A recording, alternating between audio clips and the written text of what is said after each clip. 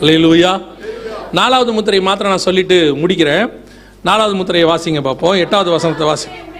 யாராவது ஒருத்தர் உடைங்க பார்ப்போம். நீங்கள் உடைக்கிற வேகத்தில் பயங்கர நம்ம டம்முன்னு உடைக்கிறது நமக்கு பயமாக இருக்கு. யாராவது ஒருத்தர் உடைங்க.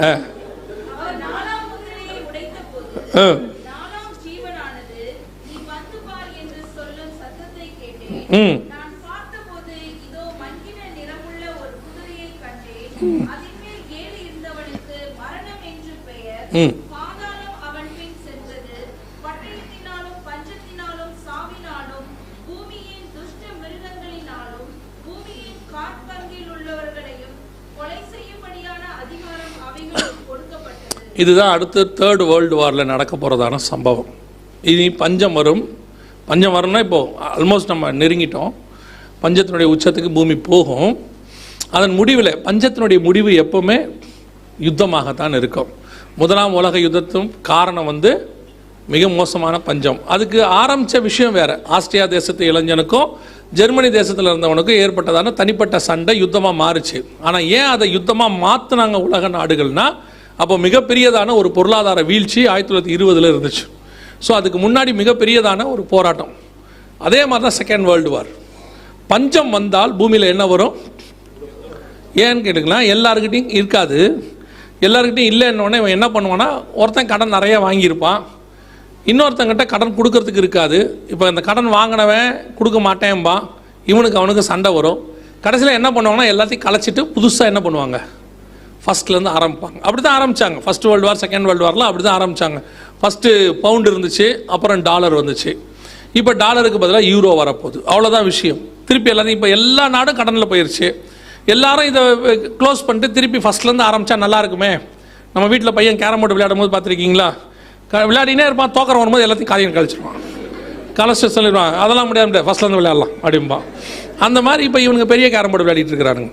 சரியா? இப்போ எல்லாத்தையும் சேர்ந்து என்ன பண்ண போகிறாங்க அப்படின்னா, அத்தனை பேர் சேர்ந்து ஒரு வார் ஸ்டார்ட் பண்ணுவாங்க. அந்த வாரில் 4 விதமான மரணம் வரும் என்று அங்கே சொல்லப்பட்டிருக்கு. 4 விதமான மரணம் அங்கே என்னென்ன இருக்குது அப்படின்னு பார்த்தீங்கன்னா, ஒன்று பட்டயத்தினாலும், இது யுத்தம்.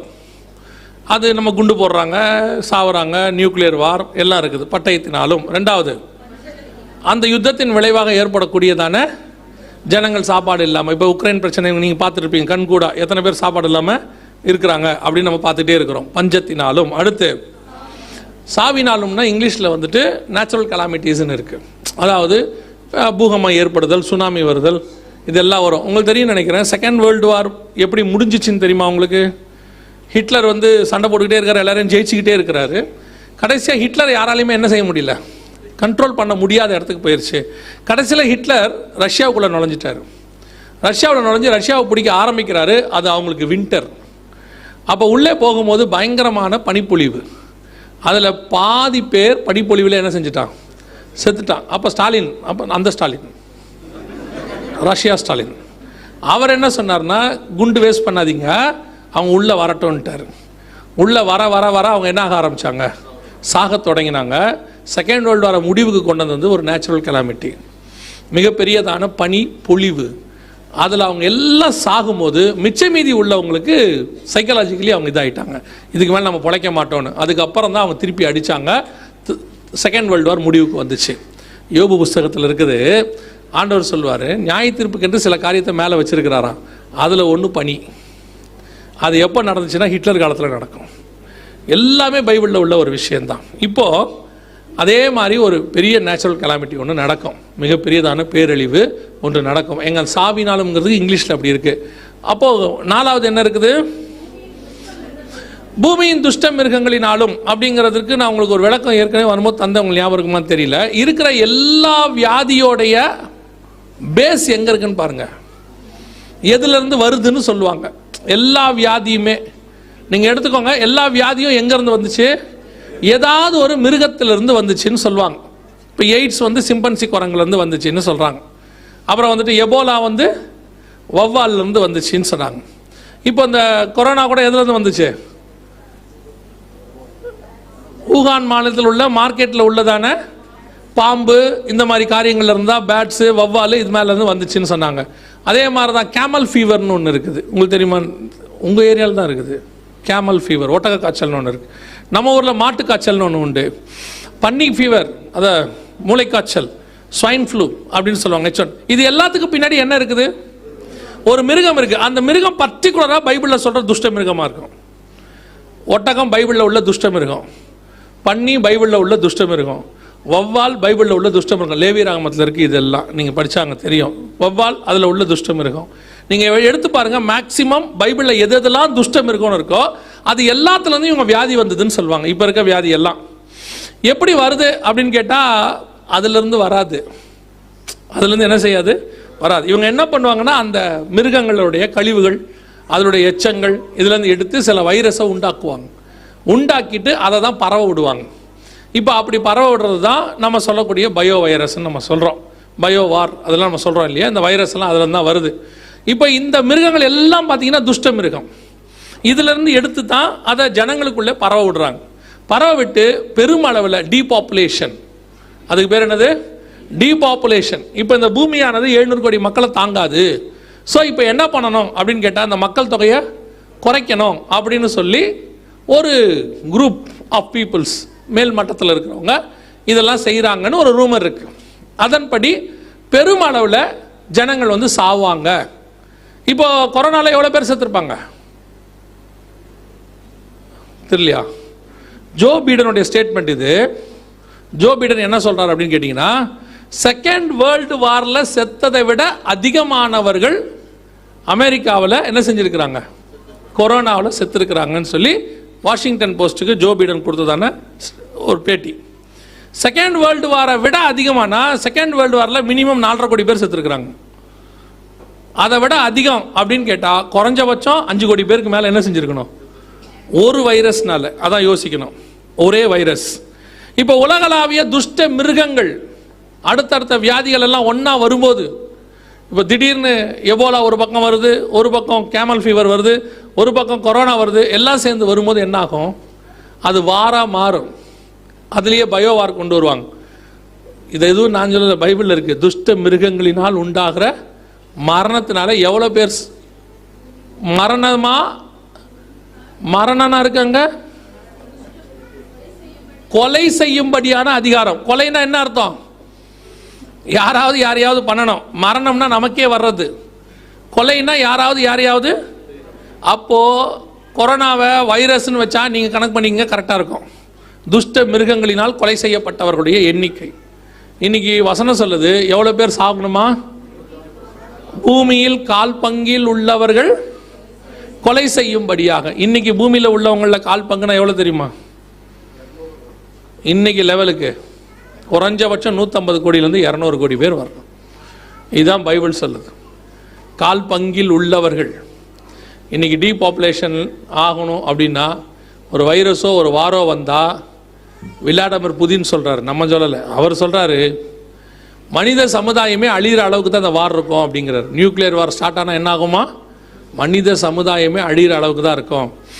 ஸோ பைபிளில் சொன்ன ஒவ்வொரு விஷயமும் 100% உண்மையாய் நிறைவேறி கொண்டிருக்கிறது. நாம் அந்த நிறைவேறுகிற காலத்தில் உள்ள ஜனங்களாக இருக்கிறோம். ஒவ்வொரு தீர்க்க தரிசனமும் உரைக்கப்படுவதற்கு ஒரு காலம் உண்டு, அது நிறைவேறுவதற்கு ஒரு காலம் உண்டு. இதெல்லாம் உரைக்கப்பட்டது 2000 வருஷத்துக்கு முன்னாடி. அதுக்கு முன்னாடி 1000 வருஷத்துக்கு முன்னாடி ஏசாயா காலத்தில் உரைக்கப்பட்டதெல்லாம் இயேசு காலத்தில் நிறைவேறுச்சு. இயேசு காலத்தில் உரைக்கப்பட்டது நம்ம காலத்தில் நடக்குது. ஒன்று மட்டும் நிச்சயம், இயேசு காலத்திலையும் உபத்திரவம் இருந்துச்சு, அப்போஸ்தலர்களுக்கும் உபத்திரவம் இருந்துச்சு. அவர்களை அதுக்கு நடுவில் கர்த்தர் பத்திரமாய் பாதுகாத்தார். அல்லேலூயா. அதே மாதிரி இதெல்லாம் நடக்கும். இவைகளெல்லாம் சம்பவிக்க வேண்டியதே, அடுத்தடுத்து நடக்கும், வந்துகிட்டே இருக்கும். இவைகளுக்கு நடுவில் தம்மை தேடுகிறவர்களை கர்த்தர் பத்திரமாய் பாதுகாப்பார். இதை ஏன் உங்களுக்கு சொல்றாரு அப்படின்னு கேட்டீங்கன்னா, இஸ்ரவேல் ஜனங்களுக்கு சொன்னார், எகிப்துக்கு வாதை வரப்போகுது, தலைப்பிள்ளை சாக போகுது அப்படின்னு மோசே வந்து சொன்னார். இன்னைக்கு மட்டும் மோசே சொன்னார்னா நம்ம சொல்லிடுவோம், மோசேக்கு எதுக்கு இந்த வேலை, இப்படி எல்லாரையும் பயமுறுத்துற மாதிரி பிரசங்கம் பண்றாரு மோசே, இப்படி எல்லாரும் சாவாங்கன்னு சொல்றாரு. ஆண்டவர் சொன்னார், அவர் சொல்லிட்டார். ஆனால் இது இஸ்ரவேலுக்கு வராதுன்னு சொல்லியிருக்கிறார். அது எகிப்துக்கு தான் வரும்னு சொன்னார். யார் யாரெல்லாம் அவர் சொன்னபடி கேட்டு வாசக்காலில் ஆட்டுக்க ரத்தத்தினுடைய பூசிட்டு உள்ள இருந்தானோ ஒழுங்கா, அவன்லாம் தப்பிச்சிட்டான். எவன் அதுக்கு கீழ்ப்படியாம வெளியே வந்தானோ அவன் செத்தான். அவ்வளவுதான். சபையில் கொடுக்கப்படுகிறதான வசனங்களுக்கு, வேதத்தில் சொல்லப்பட்டவைகளுக்கு நீங்கள் கீழ்ப்படிந்து, கர்த்தருக்கு கீழ்ப்படிந்து, அவர் வார்த்தைக்கு கீழ்ப்படிந்து இருப்பீர்களானால் நீங்கள் இதிலிருந்து பாதுகாக்கப்படுவீர்கள். அவ்வளவுதான் விஷயமே. இது நமக்கு பயமுறுத்துறதுக்காக சொல்லப்படுறது இல்லை, எச்சரிப்புக்காக சொல்லப்படுது. என்ன எச்சரிப்பு? நீ வெளியே வந்துடாத, உன் வீட்டில் ரத்தத்தை பூசாம விட்டுறாத, இல்லைன்னா உனக்கு பிரச்சனை வந்துடும். அதுதான் எச்சரிப்பு. இப்போ அதைத்தான் உங்களுக்கு சொல்றோம். நீங்க பயமுறுன்றதுக்காக சொல்லல, இது உலகத்துக்கு ஒன்று வரப்போகுது, அதை தடுக்க முடியாது. அதிலிருந்து நீங்கள் தப்பிப்பதற்கான வழியை சொல்றது தான் இது. எது வழி? இயேசு கிறிஸ்துவின் ரத்தம் பூசப்பட்ட உன்னுடைய வீட்டு, நீங்க தான் வீடு, தேவனுடைய ஆலயம். உங்களுக்குள்ளே அதை வராதபடி உங்களை பத்திரமாய் பாதுகாத்துக் கொள்றதுக்கான வழி. அல்லேலூயா. வெகு சீக்கிரத்திலே ஆண்டவர் வரப்போறாரு. அவர் வர்றதுக்கு முன்னாடி சம்பவிக்கும்னு சொன்ன இந்த காரியங்கள் எல்லாம் நடந்துகிட்டே இருக்குது. இவைகள் எல்லாம் சம்பவிக்க வேண்டியதே நடக்கும். சம்பவிக்க தொடங்கும் போது நம்ம மீட்கும்படி நம்முடைய ஆண்டவர் வரப்போகிறார். அல்லேலூயா.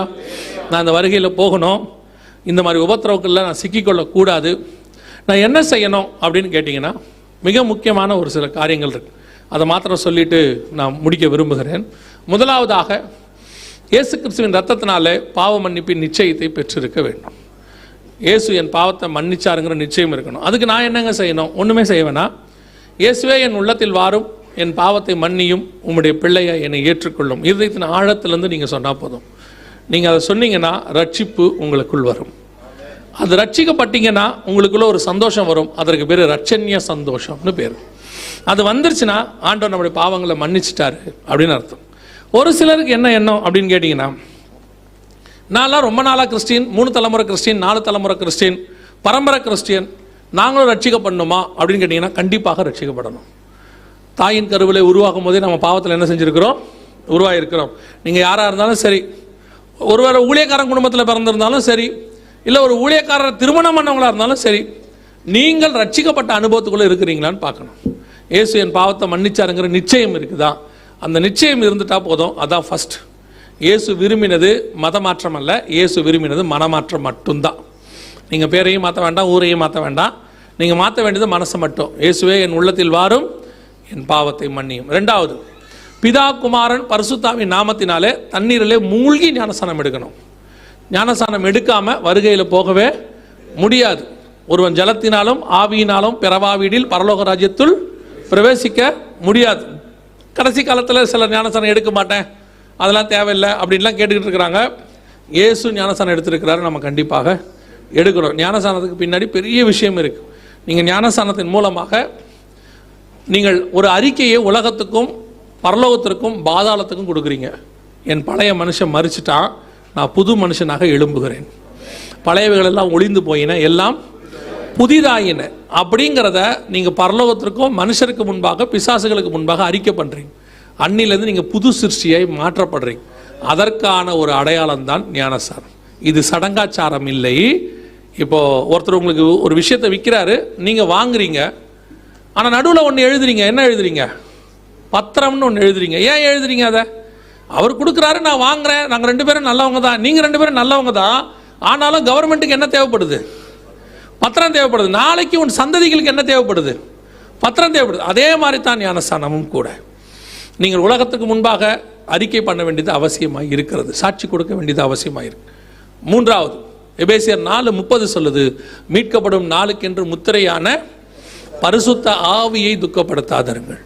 மீட்கப்படும் நாளுக்கென்று முத்திரை பரிசுத்தாவின் அபிஷேகம். கண்டிப்பாக பரிசுத்த ஆவியானவரை பெற்றுக்கொள்ளணும். கொஞ்சம் பேர் கேட்குறாங்க, பரிசுத்த ஆவியானவர் ஒருத்தர் இருக்கிறதுனால தானே ரட்சிக்கவே பட்டேன், இல்லை நான் இன்னும் பரிசுத்த ஆவியை பெறதுனா என்ன? 100% உண்மை.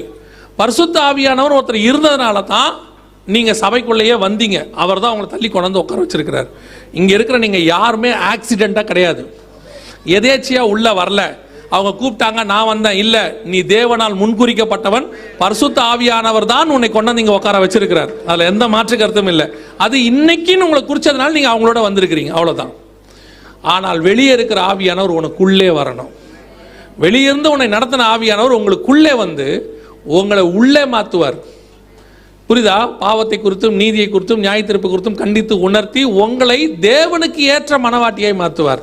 அவர் உள்ளே வர்றதுக்கு பேர் தான் அபிஷேகம். வெளியிருந்து நடத்தி நீங்க சபைக்கு வந்தீங்க, சபையிலிருந்து பரலோகத்துக்கு போகணும்னா அவர் உள்ள வரணும். அல்லேலூயா. இது மூணாவது. அபிஷேகம் பெறாதவங்க அபிஷேகம் பெற்றுக்கொள்ளுங்க. உங்கள் சபையில் இருக்கிற அபிஷேக கூட்டத்தில் கலந்து கொள்ளுங்க. அப்படி இல்லைன்னா நீங்கள் முழங்கால் படிக்கிட்டு ஜெபம் பண்ணலாம். வாஞ்சியம் தவணமுள்ள ஆத்துமாக்களை கர்த்தர் என்ன செய்கிறாரு? நிரப்புகிறார். நாலாவது ரொம்ப முக்கியம், வேறுபாடு உள்ள வாழ்க்கை, டிஃபரன்சியேஷன் லைஃப். உங்களுக்கும் உலகத்துக்கும் என்ன இருக்கணும்? வித்தியாசம் இருக்கணும். உலகம் வேறு, சபை வேறு, நம்ம வேறு. உலகத்திலிருந்து கர்த்தர் வேறு பிரித்து உங்களை சபைக்குள்ளே கொண்டாந்துருக்கிறார். எதுக்காக? உலகத்துக்கு உங்களை மாடலாக வைப்பதற்கு. பரலோகத்துக்குரியவர்கள் எப்படி இருப்பார்கள் என்று உங்களை வைத்து காட்டுவதுக்கு தான் கர்த்தர் உங்களை சபைக்குள்ளே கொண்டாந்துருக்கிறார். நீங்கள் என்ன விரும்புறீங்கன்னா, நான் உலகத்தாரை போல இருக்கணும்னு விரும்புறீங்க, அவனை மாதிரியே இருக்கணும். இல்லை, நீங்கள் உலகத்தின் சாயலிலிருந்து வேறு பிரிக்கப்பட்டு பரலோகத்தின் சாயலுக்காக கொண்டு வரப்பட்டீர்கள். அதான் வசனம் ரோமர் 8:29 சொல்லுது, குமாரனின் சாயலுக்கு ஒப்பாயிருக்கும்படி தேவன் எவர்களை முன்னறிந்தாரோ அவர்களை தேவன் அழைத்திருக்கிறார். இப்போ நாமெல்லாம் அதுக்கு தான் இங்கே வந்திருக்கிறோம். ஸோ நீங்கள் உலகத்தின் சாயலை விட்டு குமாரனின் சாயலுக்கு மாறணும். உலகம் மரணத்துக்குரியது, உலகம் அனித்தியமானது, காணுகிறவைகள் எல்லாம் அனித்தியமானவைகள். ஆனால் பரலோகம் நித்தியமானது. அந்த நித்தியத்துக்கு உங்களை கர்த்தர் ஆயத்தம் பண்ணுவார். சபைக்குள்ள உலகம் வரவே கூடாது. நீங்கள் உலகத்தை சபைக்குள்ளே கொண்டாந்து அங்கே இருக்கிற மாதிரி இங்கே இருக்கணும். சில சபைகள் அதை செய்கிறாங்க, செஞ்சுட்டு போட்டோம், அது அவங்க இஷ்டம். அங்கே ஆடுறாங்க, விசில் அடிக்கிறாங்க, அங்கே எல்லாரும் ஒருத்தர் கை பிடிச்சி ஆடுறாங்க, தூக்கி பிடிச்சி ஆடுறாங்க, ஆடட்டும், ஒன்றும் பிரச்சனையே இல்லை. மலைக்கு கீழே இஸ்ரவேல் ஜனங்கள் அப்படி தான் ஆடிக்கிட்டு இருந்தாங்க.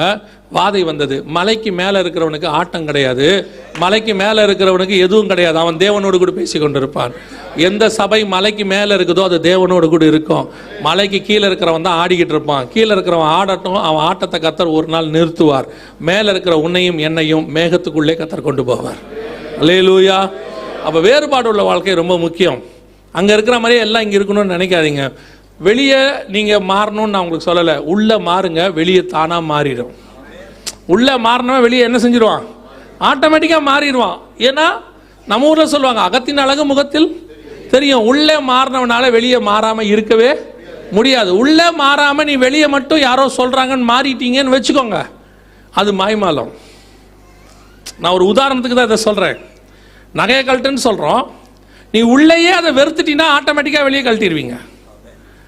நீங்கள் உள்ளே வெறுக்காமல் நாங்கள் சொல்கிறோன்னு கழட்டிட்டீங்கன்னு வச்சுக்கோங்க, பீரோக்குள்ளே தான் வச்சுருப்பீங்க. அப்புறம் எல்லாரும் போன பிறகு திறந்து எடுத்து பார்ப்பீங்க.